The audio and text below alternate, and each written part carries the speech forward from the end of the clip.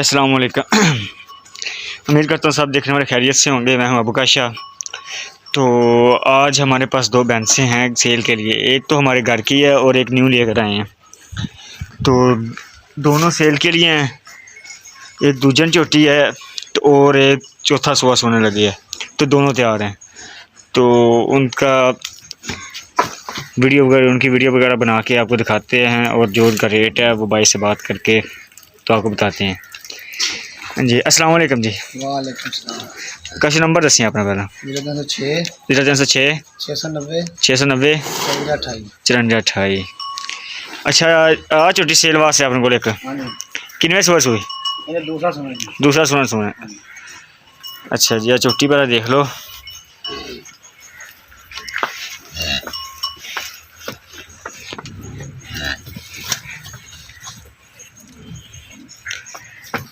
सोने सिंह ने माशाल्लाह। थान चेक करो मज देख झोटी दे।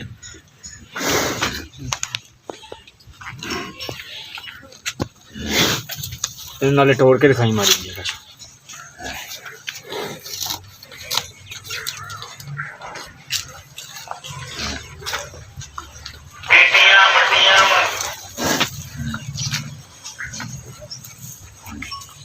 मज चेक करो तुसी माशाल्लाह।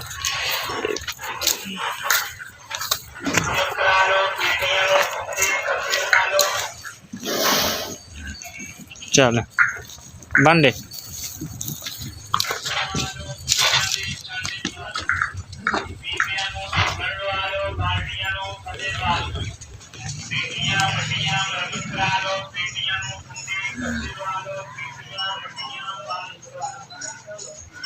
काशी तक लगी लगी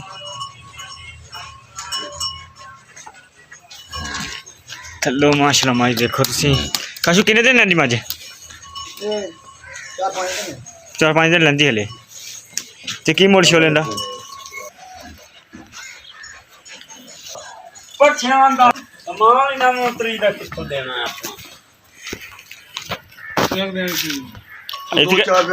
आए 5-7 दिन लै रही झोटी। समुद्र भावे होने वही तो हमारी खड़ी है बच्चा। आगे आगे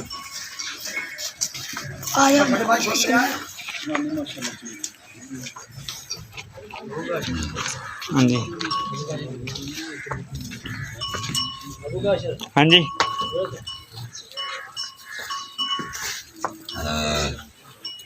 दूसरी मज आ रही है? नहीं दूसरी मज आ रही है।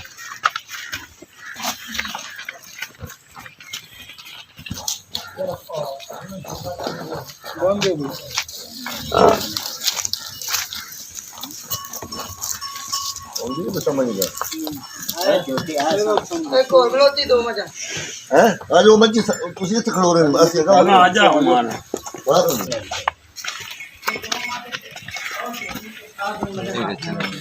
केड़ियां ते मुल शुल पता है ना सारियां दा? आ झोटी विच ने परली आ झोटी आ माजे आ भी खाओ आ भी झोटी सेल वाली। कार दी सत्त लवेंदी थोड़ी।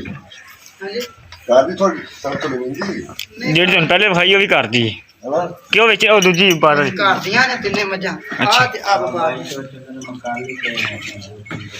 सादे की दे निकले हैं हैं नंबर पे ओ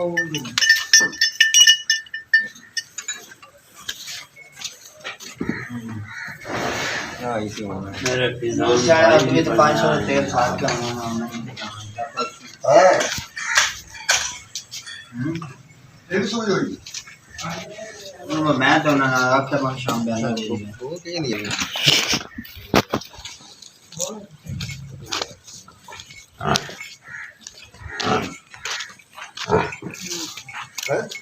वो जोटी कुछ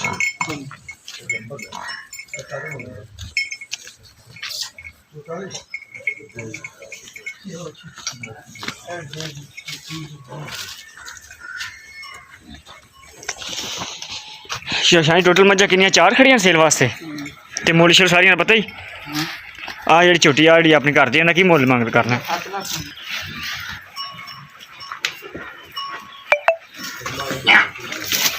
हेलो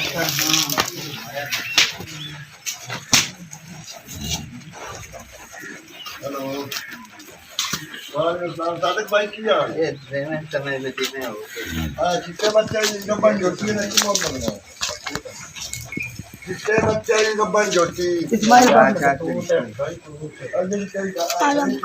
छापिया दी माजा छापिया दी माजा हां देखी पैसे ने रेस्ट बच्चू बोलदा गब्बन जोटी नहीं करी छापिया दी माजा मामो इधर हां पानी चिट्टे मत्थियां ਲਈ ਉਹ ਜਿਹੜੀ ਝੋਟੀ ਗੱਬਨ नहीं बेचनी हाँ जी ठीक है अल्लाह का शुक्र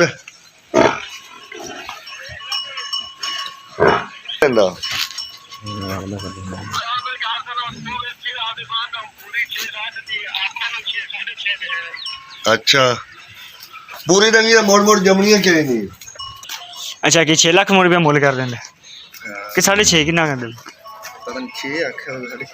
6 लाख आने पैने चलो सही हो ठीक है।